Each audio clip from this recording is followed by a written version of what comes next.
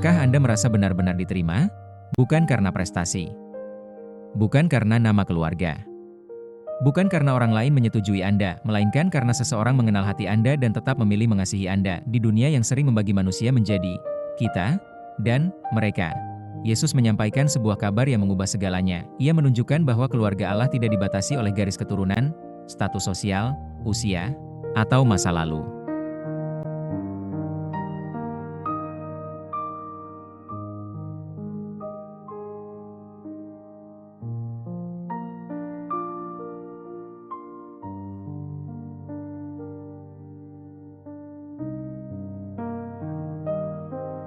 Pintu rumah Bapa terbuka bagi setiap orang yang dengan tulus mendengarkan sabdanya dan berusaha menghidupinya. Hari ini, melalui Injil Matius, kita akan merenungkan sebuah undangan yang sangat pribadi, bukan sekadar untuk mengenal Yesus lebih dalam, tetapi untuk menemukan bahwa, di dalam Kristus, kita dipanggil pulang sebagai anggota keluarga Allah.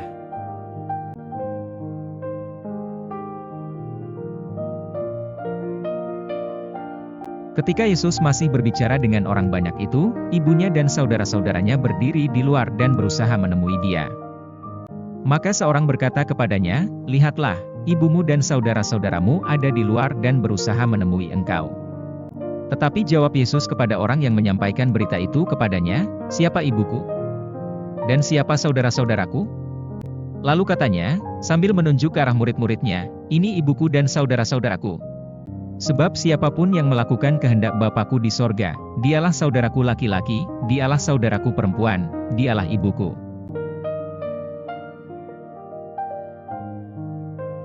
Ada kerinduan yang sama di dalam setiap hati manusia, kerinduan untuk memiliki tempat di mana kita diterima apa adanya, kerinduan untuk dipanggil keluarga. Banyak orang berusaha menemukannya melalui prestasi, penerimaan sosial, atau rasa memiliki dalam sebuah komunitas. Semua itu dapat menjadi anugerah, tetapi tidak ada yang mampu memenuhi kerinduan terdalam jiwa manusia. Dalam Kristus, kita menemukan rumah yang tidak dibangun oleh tembok, melainkan oleh kasih Allah. Mengikuti kehendak Bapa bukan berarti kehilangan kebebasan. Sebaliknya, kita sedang diarahkan menuju hidup yang paling sesuai dengan tujuan penciptaan kita. Setiap kali kita memilih mengampuni daripada membalas, melayani daripada mencari pujian, dan mengasihi daripada menghakimi, kita sedang membiarkan wajah Kristus semakin nyata di dalam hidup kita. Kesucian bukan pertama-tama tentang melakukan hal-hal yang luar biasa.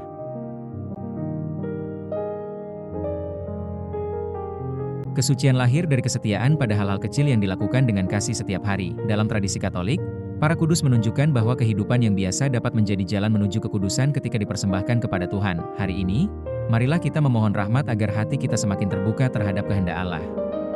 Semoga hidup kita menjadi tempat di mana orang lain dapat merasakan damai, belas kasih, dan kehadiran Kristus. Di sebuah desa kecil, hiduplah seorang pembuat tembikar yang sudah lanjut usia.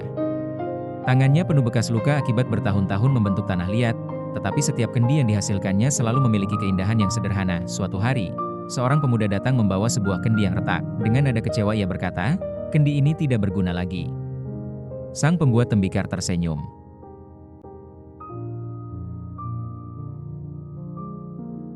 Ia mengambil kendi itu, membersihkannya dengan hati-hati, lalu menambal retakannya. Beberapa hari kemudian, kendi itu kembali.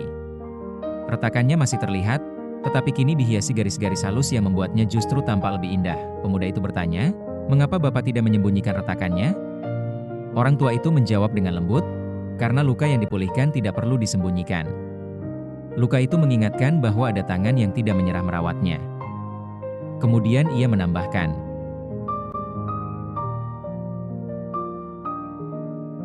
"Begitu pula Tuhan bekerja pada hati manusia. Ia tidak mencari hati yang sempurna. Ia mencari hati yang mau dibentuk." Pemuda itu terdiam. Untuk pertama kalinya ia menyadari bahwa nilai hidupnya tidak ditentukan oleh keberhasilannya, melainkan oleh kasih Sang Pencipta yang terus membentuk dirinya. Seringkali kita datang kepada Tuhan membawa hati yang retak, karena kegagalan, penyesalan, kehilangan, atau dosa. Namun kasih Allah tidak berhenti pada retakan. Dengan sabar, Ia membentuk kembali hidup kita, sedikit demi sedikit, hingga kita semakin mencerminkan kasih Kristus. Menjadi anggota keluarga Allah bukan berarti hidup tanpa kelemahan, berarti percaya bahwa Bapa tidak pernah berhenti membentuk anak-anaknya dengan kasih. Marilah kita berdoa. Bapa Surgawi yang penuh kasih, kami bersyukur atas sabda-Mu yang kembali menyapa hati kami hari ini. Melalui Yesus Kristus, Engkau mengundang kami bukan hanya menjadi pengikut-Nya, tetapi juga menjadi anggota keluarga-Mu. Terima kasih karena kasih-Mu tidak diukur oleh masa lalu kami, keberhasilan kami, ataupun kelemahan kami. Engkau memandang hati yang ingin datang kepadamu dengan rendah hati dan percaya.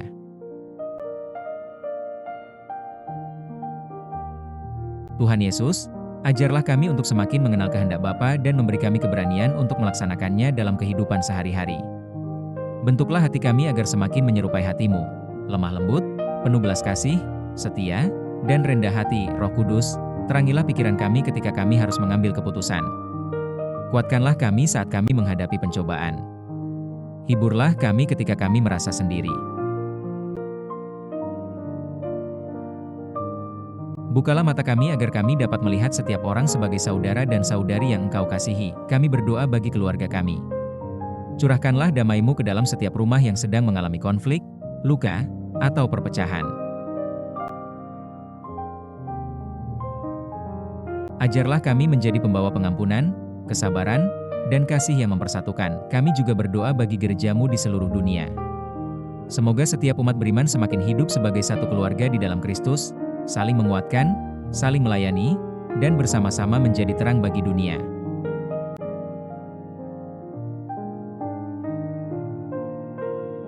Bunda Maria, Bunda Gereja, dampingilah kami agar seperti Engkau, kami setia mendengarkan sabda Allah dan melaksanakannya dengan sukacita. Kami menyerahkan hidup kami, keluarga kami, pekerjaan kami, sukacita kami, dan pergumulan kami ke dalam tangan-Mu. Semoga dalam setiap langkah hidup kami, orang lain dapat melihat kasih Kristus yang bekerja melalui kami. Kami memohon semuanya ini dalam nama Yesus Kristus, Tuhan dan Juru Selamat kami. Amin.